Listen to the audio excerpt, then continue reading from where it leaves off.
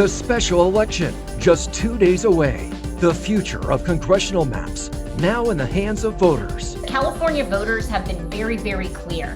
They want citizens that are drawing these districts. Prop 50 is our way of fighting back. The final push from the campaigns. Shutdown showdown. The government closed for more than a month. This has gone on way too long. It needs to be resolved. What Senator Adam Schiff hopes both parties can accomplish. OpenAI committed to California. The questions raised as the artificial intelligence giant restructures its business.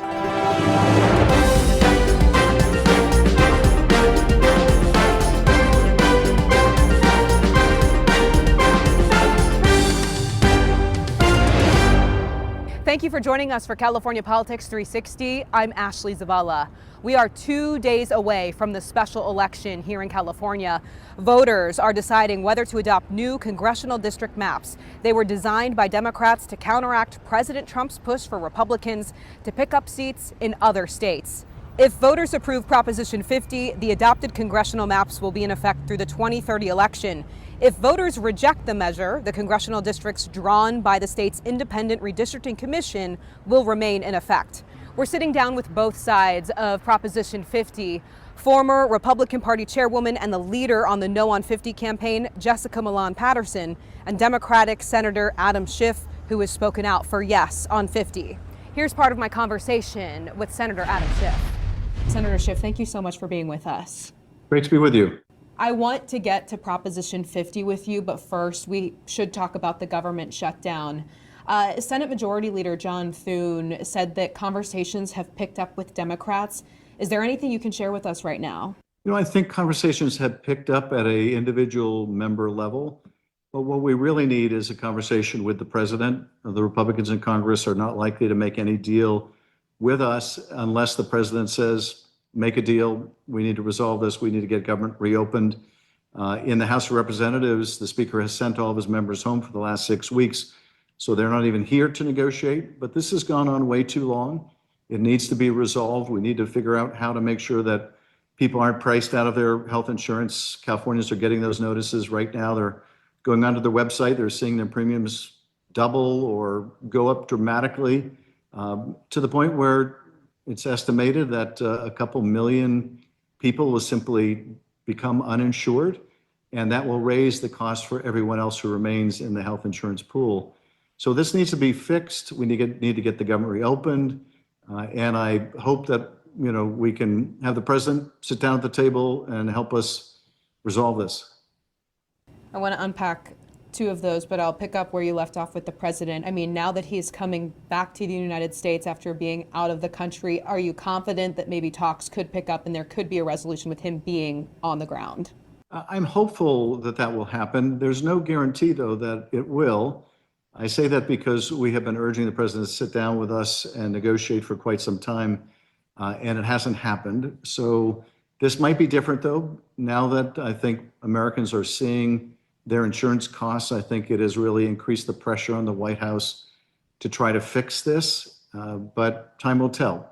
Nevertheless, this needs to get done. It's gone on way too long, and we need to fix the insurance problem, because if we don't fix it immediately, then those premium increases people are already seeing are going to be permanent for the year.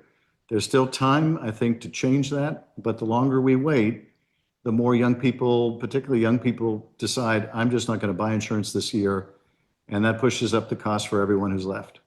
Speaking of the wait and that sticking point, I mean, do Democrats have an expiration date? I mean, how much longer can government workers go without pay before Democrats there, essentially, for lack of a better term, give in? Well, I think, people all around the country, in addition to federal employees, are experiencing these health insurance increases. So everyone is feeling the pain right now. And we need to get federal workers back to work. We need to make sure that people get the food assistance that they need, that the president is unilaterally withholding. And by the way, there's nothing in the law that requires that during a shutdown. In fact, the law requires the president to use a contingency fund that is set up that has billions of dollars in it, but is refusing to.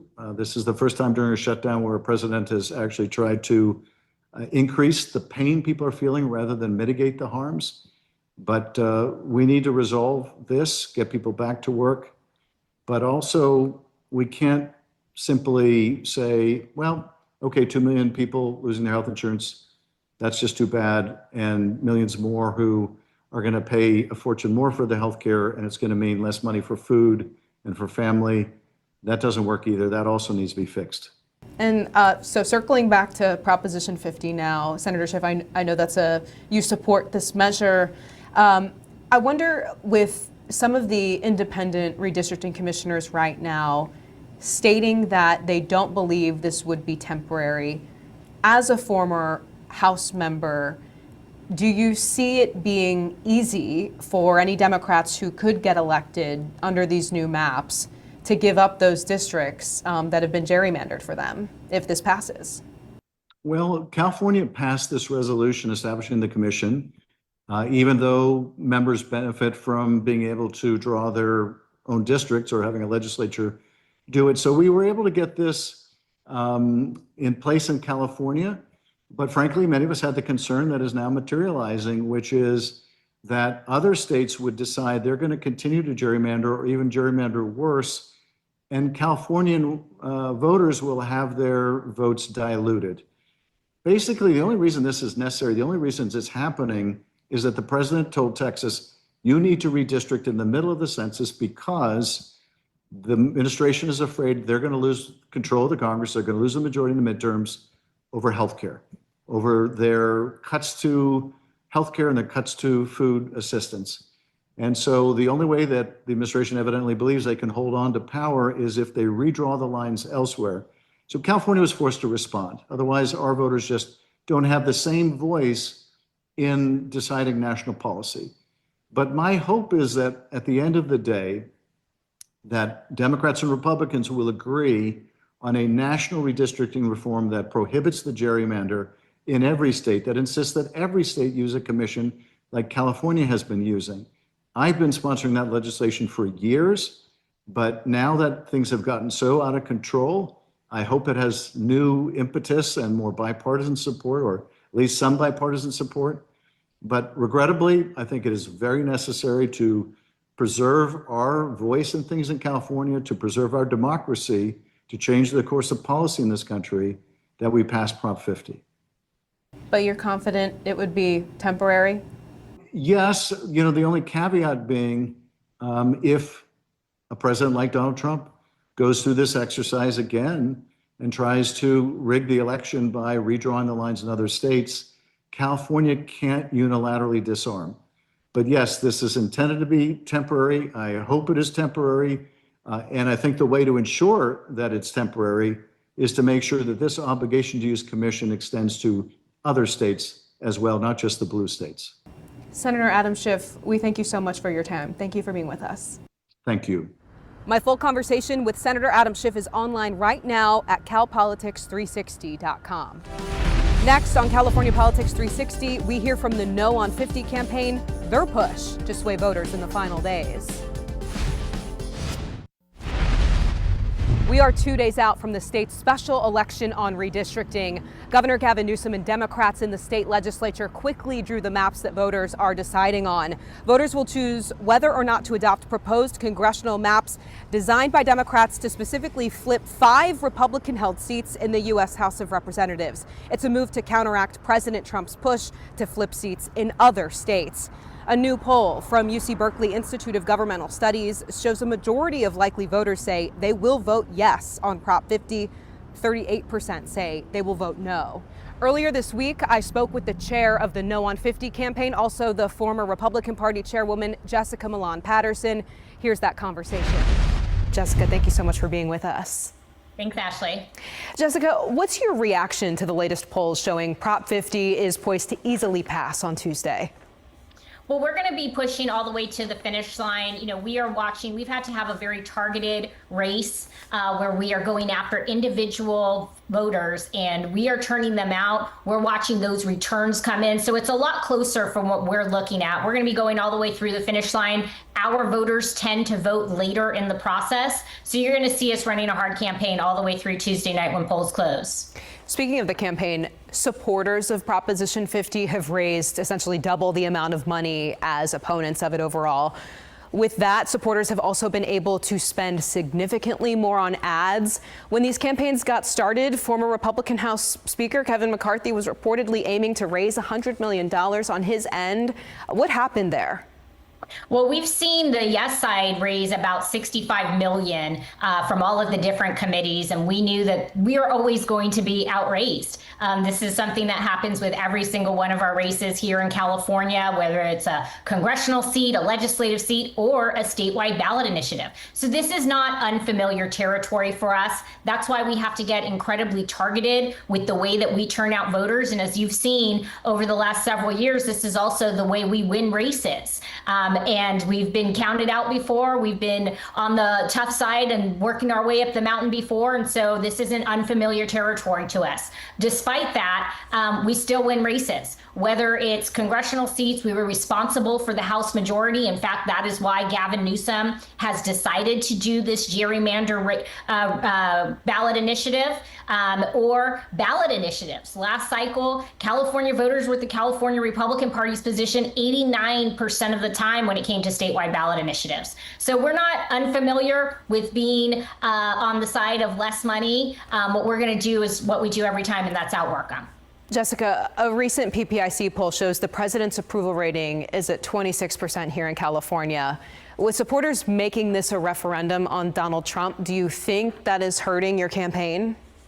Well, certainly that is the only play that we have ever seen out of California Democrats. And that's because if they had to talk about the issues, if they had to talk about their policies, they'd have to talk about their failures and what they are doing that is wrong. Everything from soft on crime policies to our children's education to the unaffordability crisis, the homeless crisis. California Democrats have failed us. If they had to talk about their own record, then they know that they would fail. So you don't think the president is hamstringing the campaign at all here? I think that what we have done is tried to talk about the issue. And the issue here is that California voters have been very, very clear. They want citizens that are drawing these districts. They do not want backroom politicians drawing these lines with DC lobbyists and insiders. They know that when we give the power to Sacramento, one, we never get it back, and two, they fail us. So we have tried very, very hard to keep this about the issues. The other side, on the other hand, has wanted to make this about politicians. They wanted lifelong politicians who never supported the Citizens Redistricting Commission on their ballot title, on their summary. We tried to make this campaign about what it is, the people. Jessica Millon Patterson, we really appreciate your time today. Thank you. Thanks, Ashley. OpenAI restructuring its company, what this means for California. OpenAI made major moves this week, announcing the company is restructuring and committing to California in the process. OpenAI is known for its online AI chatbot known as ChatGPT. This restructuring can be complicated to explain, so we went right to the source, ChatGPT, and asked it to simplify it for us. This is what it said. With this week's update, the company that started out as a nonprofit will have both a nonprofit side that controls decision-making and a for-profit entity that can raise money, have investors, and operate more like a business. Back here in California, with the change, OpenAI and Attorney General Rob Bonta signed an agreement to ensure the company and the state continue working together. Earlier this week, I spoke with OpenAI's Chief of Global Affairs, Chris Lehane. Here's that conversation. How does OpenAI's restructuring agreement benefit California moving forward? Yeah, I think of this, people often talk about win-wins. Maybe this is a win-win-win-win. Certainly, a win for OpenAI in terms of our ability to move forward and help create, what will be one of the biggest nonprofits in history and stay here in California. Look, I think it's a win for California in terms of it's the fourth largest economy in the world, something that you've covered and talked about a lot. This helps position California for the next great economic age, the age of intelligence. Third, I think it's a win for leaders in California, who really gave this some thought and really sought to make sure that they're going to keep this company here in California.